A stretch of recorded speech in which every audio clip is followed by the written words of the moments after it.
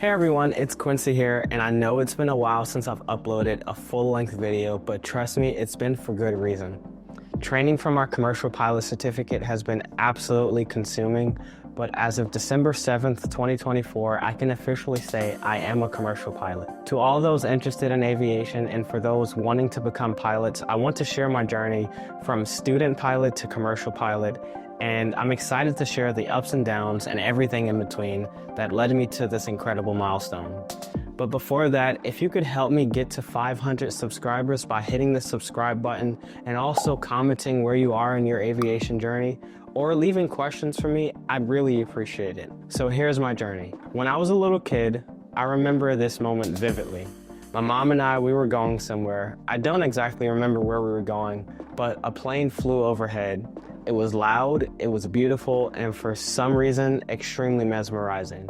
I had this unexplainable feeling. I didn't know what it was at the time, but I knew it was cool. Even before that, I remember my cousin had a copy of Microsoft Flight Simulator back in the early 2000s.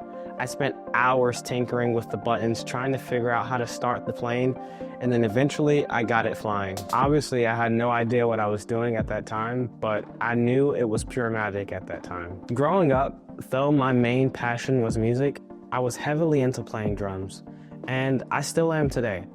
But aviation never left my mind. When I joined the military, I told my recruiter, I want to be a pilot. And of course, the recruiter gave me the standard pitch: enlist first, go to school, get the benefits, become an officer, and then become a pilot. He made it sound like it was super easy, like it was going to be automatic that you were going to become a pilot as long as you enlisted and then went to school and got your degree.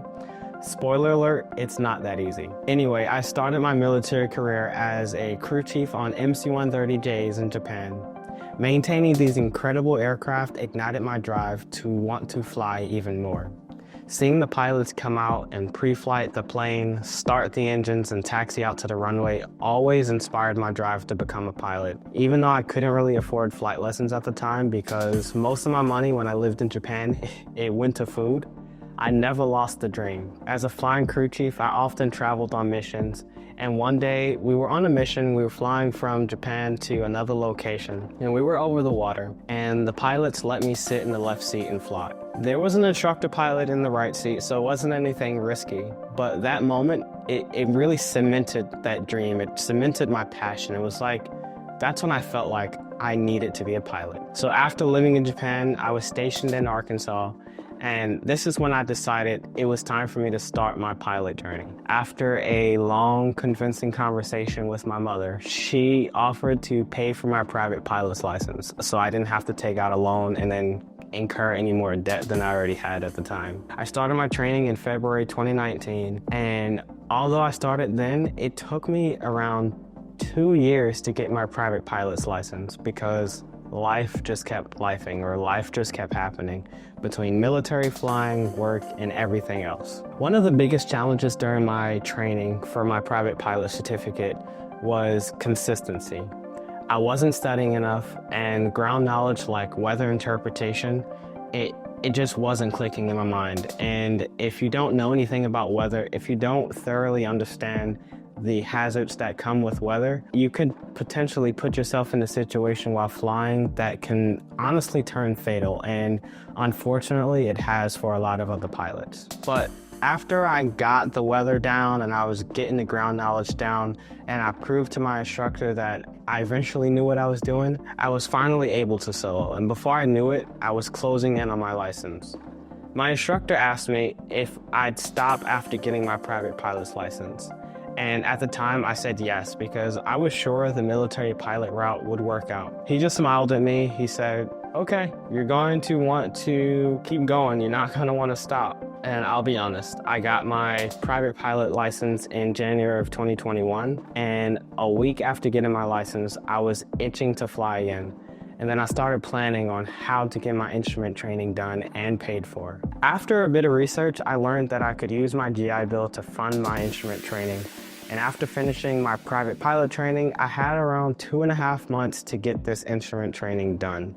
And the reason why I had 2.5 months is because I had just been approved to cross-train into a new military career field as a flight engineer. So at that time, I put all of my eggs in the basket of flying when I wasn't at work, knocking out as many lessons as I could, as often as I could, just so I could be ready for my check ride before leaving Arkansas. Instrument training brought its own challenges. It's a completely different skill set, focusing on precision and trust in your instruments rather than trusting your senses and how your body feels with the airplane. A quick story about my first time flying into actual instrument meteorological conditions and doing a hold and instrument approach. I remember my first time flying in instrument conditions, I inadvertently put myself in an unusual attitude that I had to quickly get myself out of, with my instructor obviously, but flying with your instruments and flying in the weather, it's super important that you take it serious and that you don't let the outside distractions of not being able to see the horizon and what your body is telling you.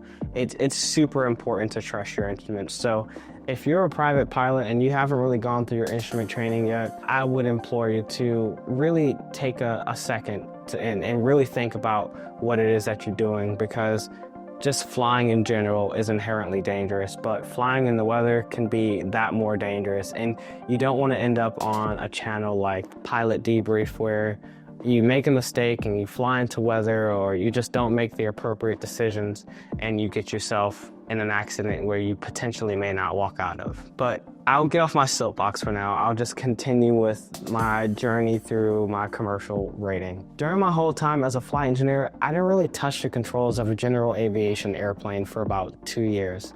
I enjoyed every second that I had as a flight engineer, and I was able to travel to some amazing places. But because I haven't really touched the controls of a general aviation airplane for about 2 years, of course, I lost my currency to even legally fly an airplane. And if I had tried to do an instrument approach, I would have probably ended up on the Pilot Debrief channel for others to learn from my fatal mistakes.